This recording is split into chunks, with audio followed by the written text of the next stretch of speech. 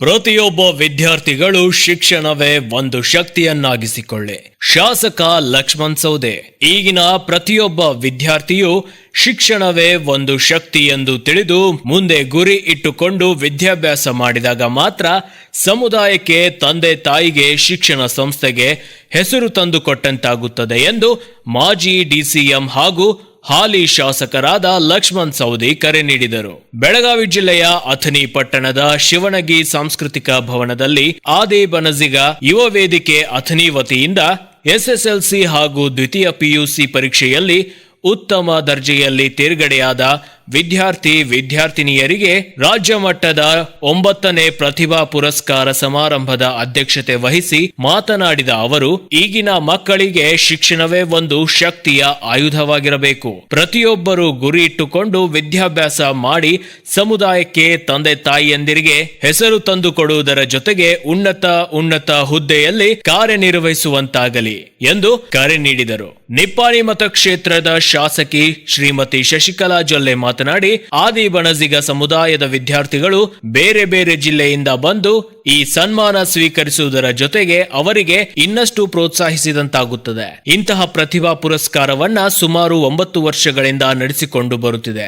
ಎಲ್ಲಾ ವಿದ್ಯಾರ್ಥಿಗಳು ಗುರಿ ಜೊತೆಗೆ ಸಾಧನೆ ಇರಬೇಕು. ಪ್ರತಿಯೊಬ್ಬ ವಿದ್ಯಾರ್ಥಿಯು ಉನ್ನತ ಸ್ಥಾನದಲ್ಲಿ ಎತ್ತರಕ್ಕೆ ಬೆಳೆದು ಸಮುದಾಯದ ಹಾಗೂ ತಂದೆ ತಾಯಿಯರ ಗುರುಗಳ ಮೆಚ್ಚುಗೆಗೆ ಪಾತ್ರವಾಗಿ ಎಂದು ಕರೆ ನೀಡಿದರು. ಅಥಣಿ ಆದಿಬನಜಿಗ ಯುವ ವೇದಿಕೆಯ ಅಧ್ಯಕ್ಷ ರಾಜು ಆಳ್ಬಾಳ್ ಮಾತನಾಡಿ, ಈ ಕಾರ್ಯಕ್ರಮ ಪ್ರತಿ ವರ್ಷ ಯಶಸ್ವಿಯಾಗಲಿಕ್ಕೆ ಹಿರಿಯರ ಮಾರ್ಗದರ್ಶನ, ಯುವಕರ ಪ್ರೋತ್ಸಾಹದಿಂದ ಈ ಕಾರ್ಯಕ್ರಮ ಪ್ರತಿ ವರ್ಷವೂ ವಿಜೃಂಭಣೆಯಿಂದ ಸಾಗುತ್ತಾ ಬಂದಿದೆ. ನನ್ನ ಅಧ್ಯಕ್ಷತೆ ಅವಧಿಯಲ್ಲಿ ಸಮುದಾಯಕ್ಕೆ ಏನಾದರೂ ಕೊಡುಗೆ ಕೊಡಬೇಕೆಂಬ ಉದ್ದೇಶದಿಂದ ಸಮುದಾಯದ ಎಲ್ಲಾ ಮುಖಂಡರನ್ನ ಒಟ್ಟುಗೂಡಿಸಿ ಸಮುದಾಯದ ಸಭೆಗಳಿಗೆ ತೊಂದರೆ ಉಂಟಾಗುತ್ತಿದ್ದು, ಆದ್ದರಿಂದ ಸಮುದಾಯಕ್ಕೆ ಸ್ಥಳದ ಕೊರತೆ ಇತ್ತು. ಶಾಸಕ ಲಕ್ಷ್ಮಣ್ ಸವದಿ ಅವರಿಗೆ ಮನವಿ ಮಾಡಿಕೊಂಡಾಗ ತಕ್ಷಣ ಅವರು ಸ್ಪಂದಿಸಿ ಸ್ಥಳಕ್ಕೆ ಹಣ ನೀಡಿದರು. ಆ ಸ್ಥಳದಲ್ಲಿ ಸಮುದಾಯ ಭವನ ನಿರ್ಮಾಣಕ್ಕೆ ಲಕ್ಷ್ಮಣ್ ಸವದಿ ಅವರಿಗೆ ಮನವಿ ಮಾಡಿದಾಗ ಅದಕ್ಕೂ ಕೂಡ ಸ್ಪಂದಿಸಿದ್ದಾರೆ. ಶಾಸಕ ಲಕ್ಷ್ಮಣ್ ಸವದಿ ಅವರು ನಮ್ಮ ಸಮುದಾಯಕ್ಕೆ ಶಕ್ತಿಯಾಗಿ ನಿಂತಿದ್ದಾರೆ ಎಂದರು.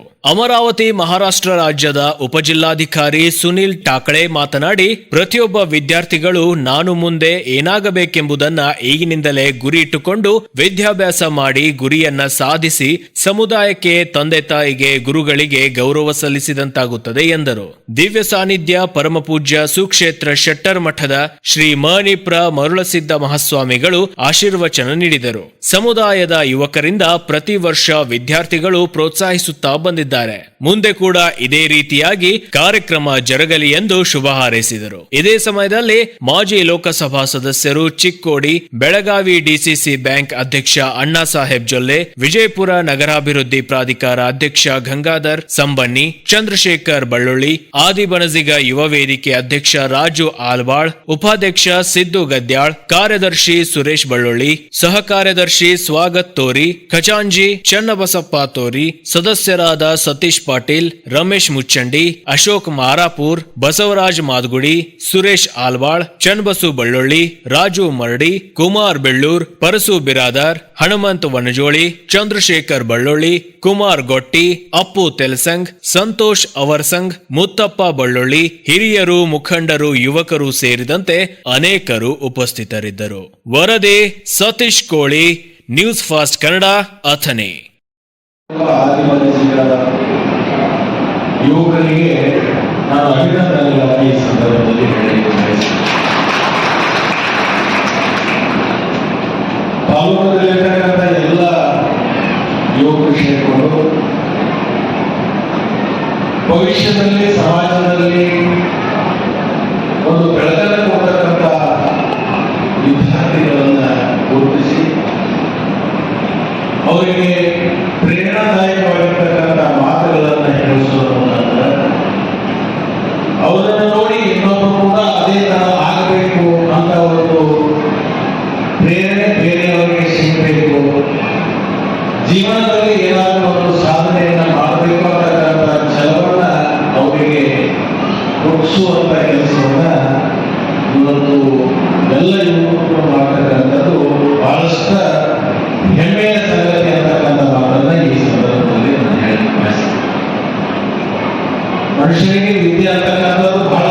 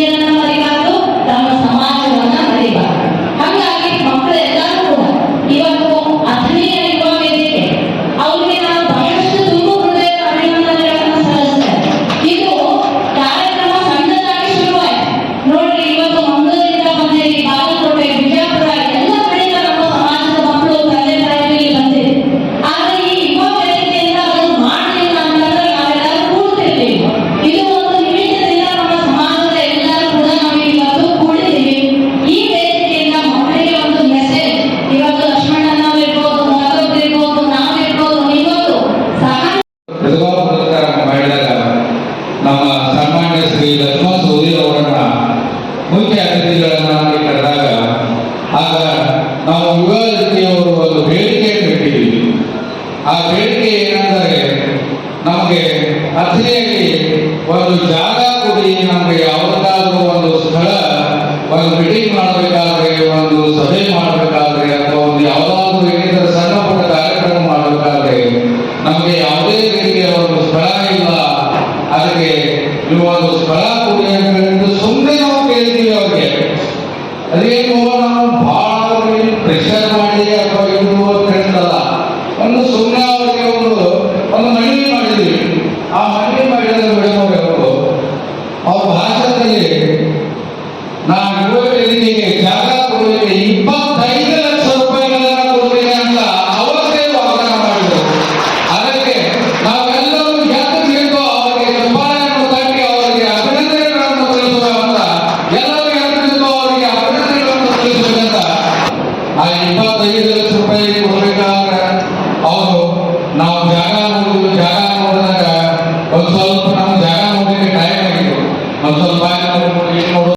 तर आपल्याकडे सर्वात महत्त्वाचं साधन कुठलं आहे प्रगती करण्यासाठी, तर मी तर म्हणेन शिक्षण हे सर्वात महत्त्वाचं साधन आहे. तर आज तुम्ही इथे गुणवंत विद्यार्थी आपल्याकडे उपस्थित आहेत. मी एवढंच तुम्हाला उद्देशून सांगतो की PUC मध्ये चांगले मार्क्स घ्या. पुढे तुम्ही मला येताना काही जण सांगितले की आपले विद्यार्थी, आपल्या समाजातले काही विद्यार्थी किंवा आपला समाज बोलता कॉम्पिटिटिव्ह एक्झामिनेशनला भिऊ नका. जास्त लोक आपल्यामध्ये कॉम्पिटिशन मध्ये उतरत नाही, काहीतरी इंजिनिअरिंग करतात किंवा मेडिकल वगैरे करतात, चांगली गोष्ट आहे. पण माझं म्हणणं एवढं आहे की तुम्ही सर्वजण एक 2-3 वर्ष तरी स्पर्धा परीक्षेचे म्हणजे अभ्यास करायला काय हरकत नाही. स्पर्धा परीक्षेचा खरंच खूप चांगला आहे. ट्रान्सफर ಸರ್ಕಾರ ಕೇಳಿದವ್ರ ಫಸ್ಟ್ ಅದನ್ನ ಕೊಡಿ, ಇದನ್ನ ಕೊಡಿ ಅಂತಂದ್ರು. ಒಂದು ಮನೆಯೊಳಗ ಸಸಿ ಬರ್ತಾರ, ಸಸಿ ಹೆಂಗ